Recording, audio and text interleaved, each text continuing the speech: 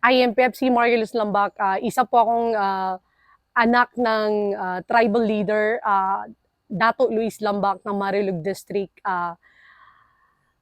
Sa lahat ng dinaanan ko na mga challenges sa life, ngayon isa na po akong ganap na sundalo. Then nagpapasalamat ako sa Armed Forces of the Philippines sa chance na binigay niya sa akin kahit matanda na ako. And gusto ko pong i-inspire ang mga katulad kong IP na huwag mawala ng pag-asa dahil ang gobyerno ay handang tumulong sa atin. Kailangan lang jud nato nga kailangan lang talaga natin na kanang kailangan lang natin makialam para malaman natin kung ano yung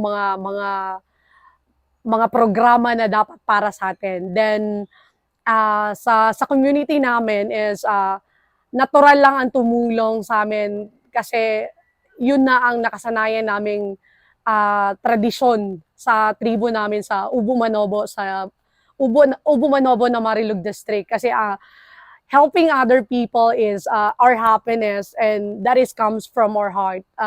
Kahit anong problema na need ng aming na need ng help, uh, kinasing-kasing na mo na ginatabangan na without payment, without reward and return para sa mga amuan na siyang nakasanayan nga tradisyon nga mutabang without any reward. That's all and thank you po.